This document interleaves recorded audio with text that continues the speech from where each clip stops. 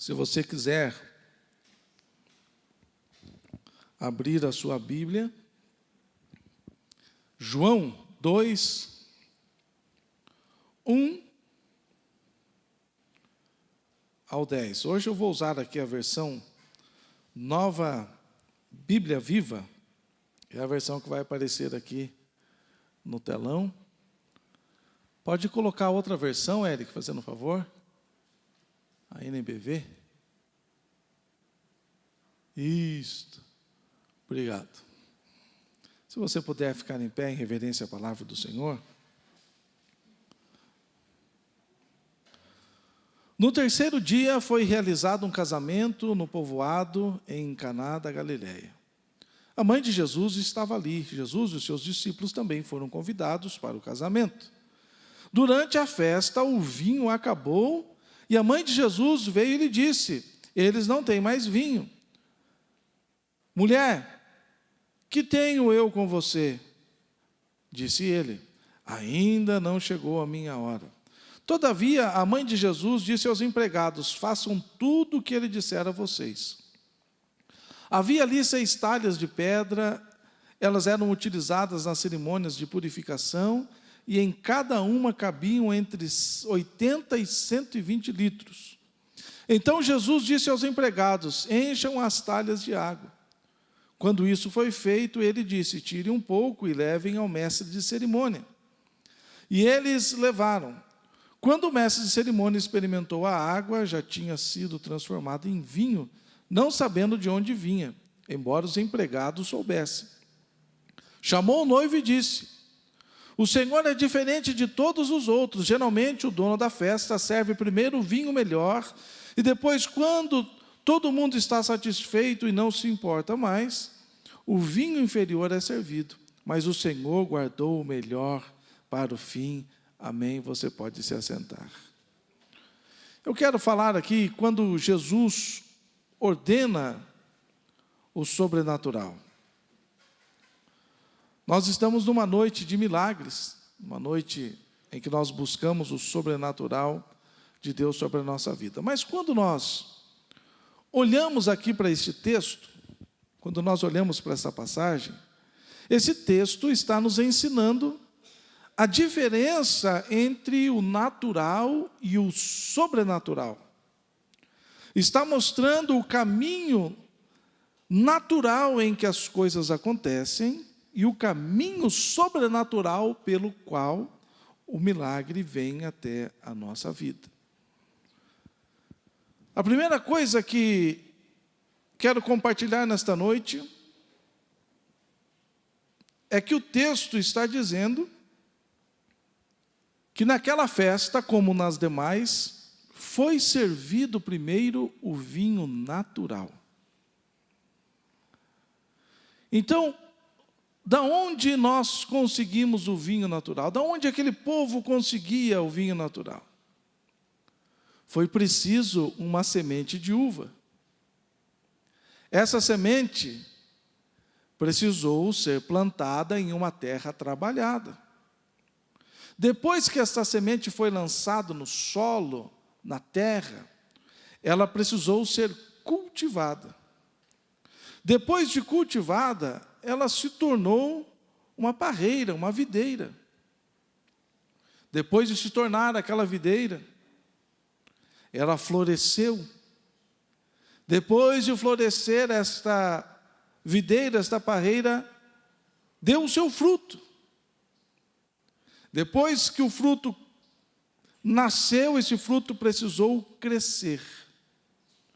Depois que esse fruto cresceu, ele precisou amadurecer e chegar no ponto em que o especialista precisou colher este fruto. Depois de colhido e separado este fruto, ele precisou ser esmagado. Depois de esmagado, a fruta, depois de esmagada, ela gera o suco de uva. E depois do suco de uva, precisou fermentar este suco até que se tornasse vinho. Então este é o caminho natural das coisas. Esse é o caminho natural em que as coisas acontecem e chegam até a nossa vida. Esse é o processo natural para se obter um vinho. O que nós entendemos com isto? Que o homem natural, ele pensa de maneira natural. E espera que as coisas venham pelo caminho natural. E espera o tempo natural dos acontecimentos. Então, o homem natural, ele está acostumado e condicionado a esta questão. É interessante, esses tempos eu estava escutando uma entrevista de um cantor que foi bem famoso aí no Brasil, um cantor evangélico. E ele teve um problema bem sério nas suas cordas vocais. E a sua voz ficou bem limitada. Enquanto ele estava dando aquela entrevista, as pessoas foram mandando mensagens dizendo: é um cantor evangélico, um cantor cristão, um cantor que canta as obras do Deus maravilhoso, as obras maravilhosas que o Deus maravilhoso realiza. As pessoas começaram a mandar mensagem dizendo: olha, estamos orando por você, e Deus é poderoso para restaurar a sua voz. Ele disse: gente, o médico já disse que não tem jeito, vocês não precisam nem orar. Eu já aceitei esta condição, eu já aceitei este diagnóstico do médico, está tranquilo, gente, eu vou parar de cantar e não tem problema nenhum. Como pode alguém que diz conhecer a Deus, que diz conhecer o Deus na sua grandeza, um Deus que canta a respeito os hinos, dizendo: oh, Deus é maravilhoso, Deus faz coisas maravilhosas, mas ele mesmo não tinha esta conversão, este encontro real com Jesus Cristo, que ordena o sobrenatural. Então ele tinha e infelizmente continua tendo uma visão natural.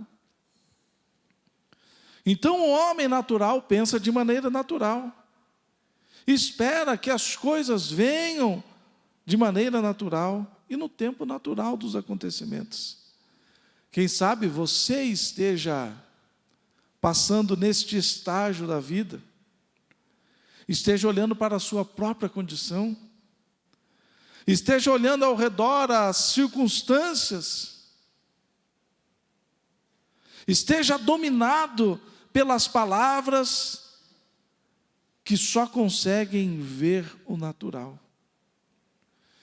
Infelizmente, muitas vezes nós temos pessoas que muitas vezes são amigos verdadeiros, mas que são limitados pelo pensamento natural, e ao invés de eles nos colocarem para cima e nos levarem para mais perto do sobrenatural, eles dizem: pois é, a vida é assim mesmo, não tem o que fazer.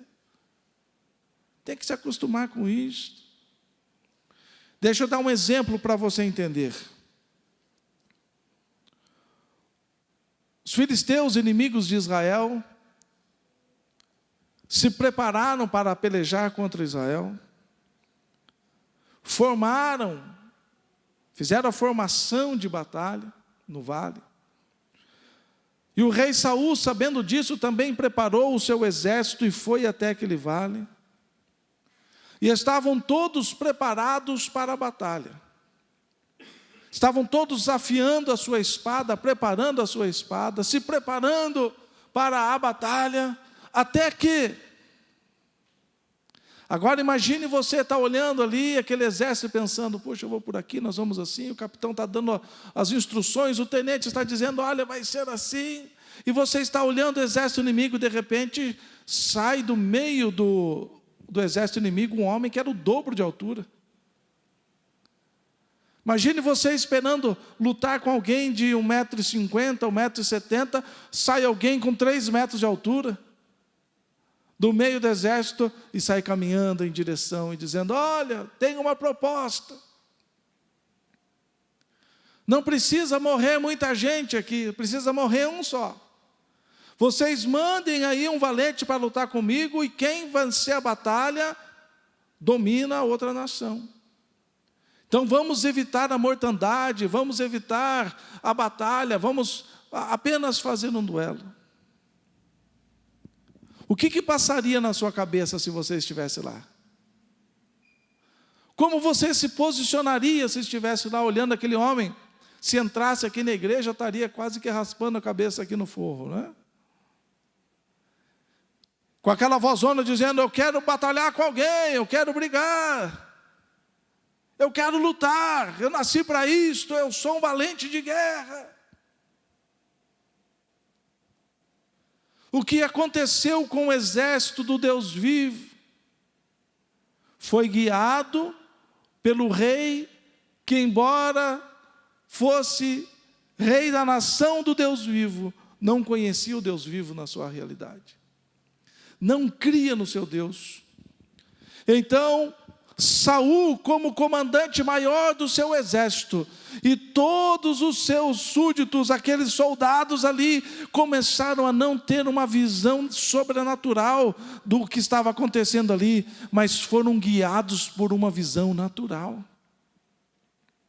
E não foi só um dia, foram 40 dias, toda manhã e toda tarde, aquele grandalhão saía do meio dos seus companheiros, quem sabe já nervoso, empurrando os outros soldados menores para o lado, dizendo: deixa eu passar aqui.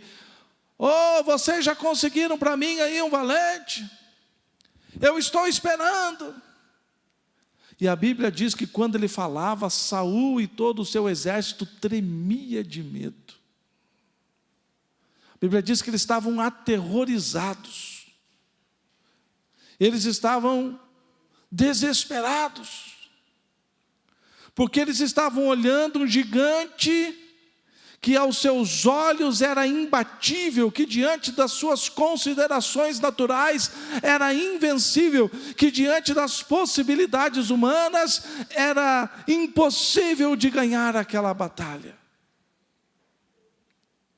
Então, aquele exército estava tomado pela visão natural. Mas de repente chega um jovenzinho, queijo e pães, né? Uma sacolinha de queijo, uma sacolinha de pão. Chega lá, daqui a pouco ele escuta o gigante falando. E ele olha e diz assim: quem que é esse aí que não tem aliança com Deus? Quem que é esse grandalhão aí para ficar afrontando o exército de Deus vivo? Ninguém vai fazer nada com ele. Ah, Davi não tem como fazer. Quem que vai ganhar daquele homem? Deixa lá que eu vou. Então esta é a diferença entre a visão natural e a visão sobrenatural. Muitas vezes nós estamos atemorizados em nossa vida, em nossa história, em nossa batalha, porque a única coisa que nós conseguimos fazer é enxergar a situação com os nossos olhos naturais.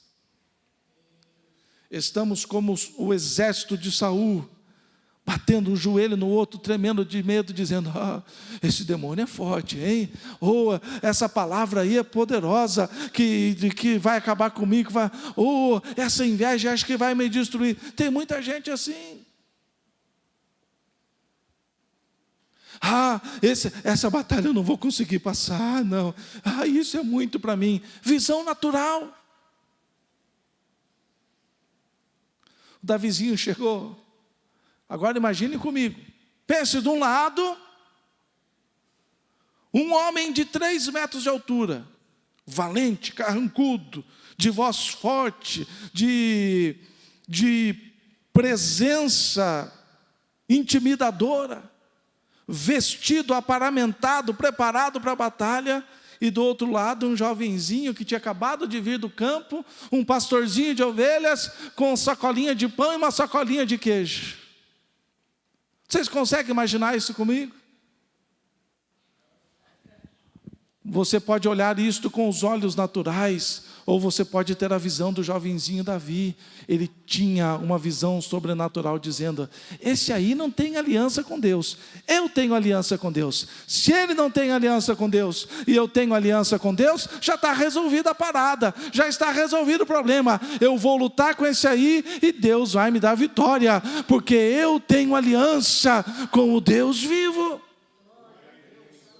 Em nenhum momento o Davizinho ficou com medo. A Bíblia nem diz se ele acabou entregando os pães ou os queijos, ou ele deixou lá de um lado e falou assim, deixa esse pão, o negócio não era trazer pão, o negócio era vir para derrotar esse gigante. Muitas vezes a gente fica preso a coisas secundárias e perde o foco daquilo que é principal. Quando Davi chegou diante lá daquele campo de batalha e viu aquele gigante, ele sabia, Deus só usou os pãezinhos e os queijos para me trazer aqui, mas o negócio é derrotar esse gigante. Visão sobrenatural. Então nós precisamos aprender a olhar as situações, os problemas, as adversidades, as tempestades da vida, com um olhar sobrenatural. A família, aquela família, voltando lá no casamento, né? Aquela família, quando ficou sabendo, olha, acabou o vinho. Que vergonha acabar o vinho no meio do casamento. Que vergonha ter que falar para os convidados, dizendo, vocês vão ter que ir embora aí, porque infelizmente o vinho acabou. Aquela família estava atrás, estava procurando o vinho natural. Sabe alguém aí que faz vinho? Sabe alguém que produz vinho? Por acaso vocês sabem onde que vende vinho? Você sabe se eu vou conseguir, quantos litros de vinho eu consigo agora aí no momento já? Eles estavam preocupados se teriam dinheiro para comprar mais vinhos. Isto é o olhar de maneira natural sobre os problemas. Quem sabe os teus olhos estejam treinados a procurar respostas naturais para os teus problemas. Aquele povo estava atrás de quem vendia vinho, de quem tinha vinho para vender. Como é que eles iam fazer uma vaquinha, juntar dinheiro? Como é que eles conseguiriam mais vinho? Quem sabe os nossos olhos, quem sabe os seus olhos estejam treinados também. Quando surge o problema, a primeira coisa é o olhar natural. Como é que nós vamos resolver isso aqui de maneira natural? Mas Maria, a mãe de Jesus, ela conhecia o seu filho. Ela conhecia o propósito para o qual o seu filho havia vindo aqui para esta terra. Maria conhecia o poder de Jesus Cristo, porque ela sabia que o que havia sido gerado no seu ventre não era natural, era sobrenatural, porque desceu sobre ela o Espírito e ela foi envolvida pelo poder do Altíssimo e gerou do Espírito Santo aquela criança.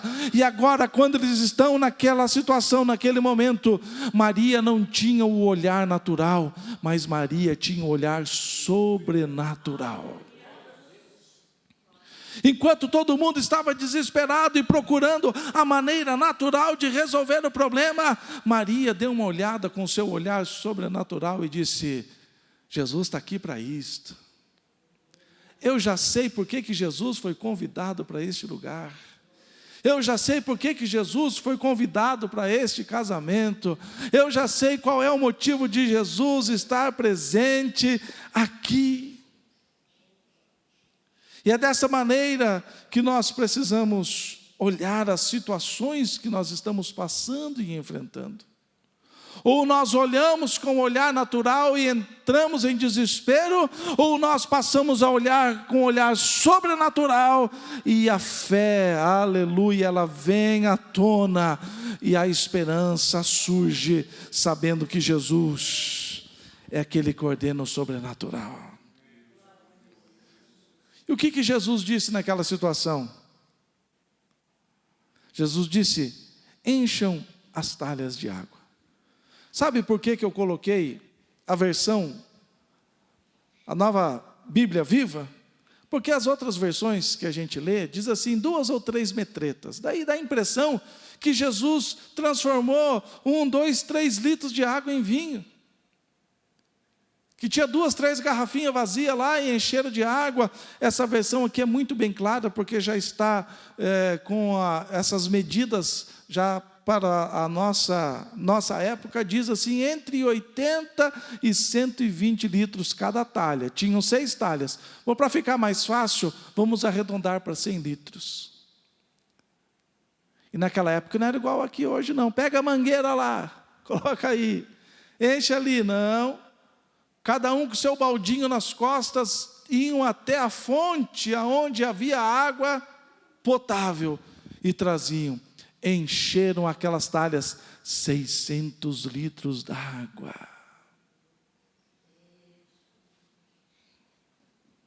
Entenda, naquele momento não precisou de uma semente de uva.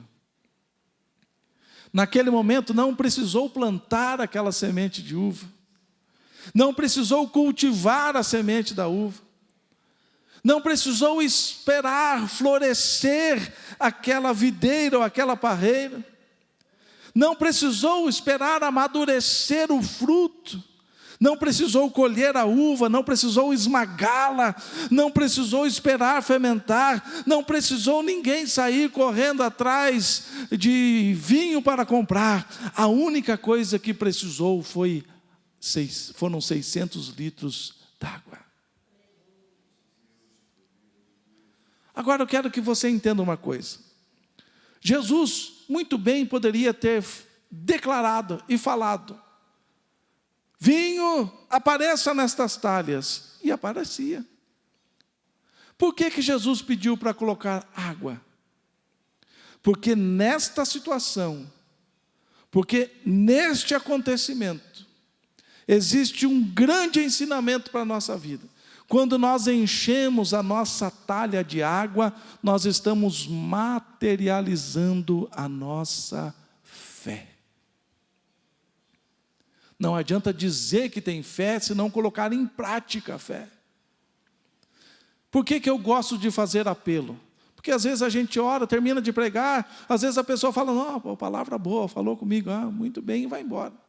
Mas quando a gente faz o apelo e você sai do seu lugar e vem aqui à frente, não é simplesmente deixar o seu lugar e vir aqui à frente. Você está materializando a sua fé. Você está declarando para os irmãos que estão aqui, estão declarando para os demônios, estão declarando para os anjos, estão declarando para Deus: eu acredito nesta palavra, eu tomo posse desta palavra, eu viverei esta palavra.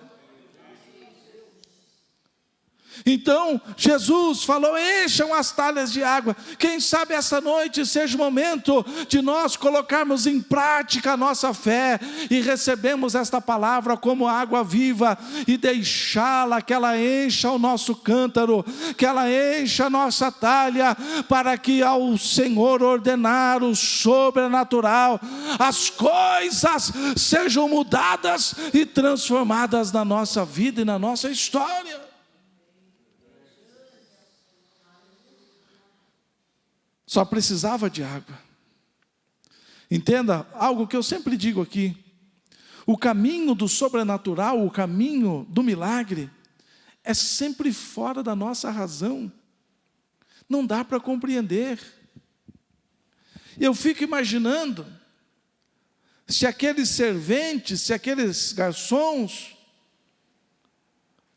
fossem pessoas que gostassem de racionalizar as coisas. Maria chegasse dizendo assim: tudo que Jesus mandar fazer, vocês fazem. Pois não, tá bom. Jesus chega e fala assim: quantas talhas tem? Tem 600 litros, acho que dá aqui para o pessoal terminar a festa, né? 600 litros acho que dá. Então faz o seguinte: encham de água aí. Está de brincadeira com a gente, Jesus? Nós estamos precisando de vinho e não de água. Vai tirar o nosso tempo de correr atrás do vinho para ficar enchendo esse negócio aqui de água? Não, tem uma coisa errada, o senhor não entendeu direito. É vinho que nós estamos precisando. Muitas vezes o nosso olhar está tão programado para ver de forma natural as coisas que o Senhor está ordenando, e a gente está tentando entender e compreender, mas o milagre, o sobrenatural, sempre chegará na nossa vida de uma maneira que não poderá ser explicada. O milagre sempre virá por um caminho que nós não esperamos que ele venha. A gente está esperando daqui, Deus manda dali. Eles queriam vinho, Jesus manda encher de água. Veja como são as coisas. O pastor Rubinho pregou esses tempos aqui, daquele general famoso, general chamado Naamã. Ele era muito graduado, famoso pelas batalhas que havia vencido, mas agora ele estava leproso. A lepra havia tomado conta do seu corpo. E aquela jovenzinha hebreia que trabalhava na sua casa disse: se o meu Senhor estivesse na minha terra. Lá tem um profeta chamado Eliseu. Eu tenho plena certeza de que o Senhor seria curado lá. E aquele homem então pega cartas do seu rei, pega uma comitiva, e ele caminha não sei quantos dias até chegar àquele lugar, e quando ele está chegando, Eliseu nem sai para conversar. Eliseu manda o seu moço, o moço chega lá e fala assim: o senhor que é o Naamã? Sim. O senhor que está leproso? Sim. O senhor que veio aqui atrás de cura? Sim. Então o profeta mandou mergulhar 7 vezes lá no Rio Jordão. Mas esse homem ficou bravo. Quem que esse profeta pensa que é? Não saiu para me ver, não saiu aqui para me dar atenção. Será que ele sabe que eu sou o general? O grande Naamã? Eu pensei que ele sairia, que ele faria uma longa oração, passaria a mão sobre o lugar da lepra, quem sabe iria me purificar com um hisopo, quem sabe ia fazer algum ritual maravilhoso aqui, eu seria curado. Agora ele quer que eu mergulhe nesses rios aí lá na minha cidade. Tem 2 rios, Arbara e Fafana, que são mais limpos, água melhor, são melhores do que a água do Rio Jordão. Eu vou embora, estou irado, não quero mais saber dessa história. Mas um dos seus servos disse: Senhor, se ele tivesse pedido bastante ouro, o Senhor não ia dar? Daria. Se ele tivesse pedido bastante prata, o Senhor daria.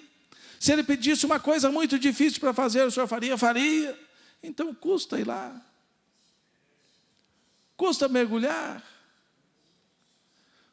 porque os nossos olhos estão treinados a identificar o caminho natural da solução do nosso problema. E o milagre, o sobrenatural sempre vem de um caminho que a gente não espera, vem de um jeito que a gente não consegue compreender. O camarada foi lá, o tal do Naamã foi lá, mergulhou 1, 2, 3, 4, 5, 6 e nada, estava dizendo: viu? Eu avisei, mas quando ele mergulha e sai a 7ª vez, a Bíblia diz que a sua pele estava como a pele de uma criança, e já não havia mais doença, já não havia mais as feridas, já não havia mais o mau cheiro, já não havia mais aquela visão tenebrosa daquele homem. Agora ele está sarado da sua lepra, porque o milagre sempre vem de um jeito que a gente não consegue compreender. Aprenda uma grande lição. Existem coisas que Deus trará na sua vida pelo caminho natural. Existem coisas que vêm no caminho natural. Mas existem situações que será preciso um milagre. E quando você precisar deste milagre, ele virá pelo caminho do sobrenatural. Nós estamos aqui nesta noite de milagres, do agir sobrenatural do Senhor. Assim como Jesus transformou aquela água em vinho, Ele quer também transformar de maneira sobrenatural algumas situações da nossa vida. Algumas situações que você esteja enfrentando. Algumas tempestades que tenham sobrevindo sobre a sua vida. Algumas coisas que estejam travadas na sua vida. Encham as talhas de água. E aquele povo sem murmurar, aquele povo sem reclamar, aquele povo sem pedir explicação, aquele povo foi colocou lá água. E quando tiraram a água, já não era mais água, mas era o melhor vinho. Eu costumo dizer que o melhor vinho que alguém já bebeu na face da terra foi o vinho daquele casamento. Hoje em dia existem garrafas aí de milhares e milhares de dólares. Existem garrafas aí que estão esperando aí, não sei, 50, 60 anos para abrir, para degustar o sabor daquele vinho, mas não chega nem perto do vinho que Jesus fez naquele casamento, porque quando Deus vem e libera, quando o Senhor Jesus ordena o sobrenatural na nossa vida, é inigualável aquilo que o Senhor traz, o milagre que o Senhor proporciona na nossa vida, não tem comparação. É de deixar o povo com o queixo caído. Vamos ficar em pé neste momento.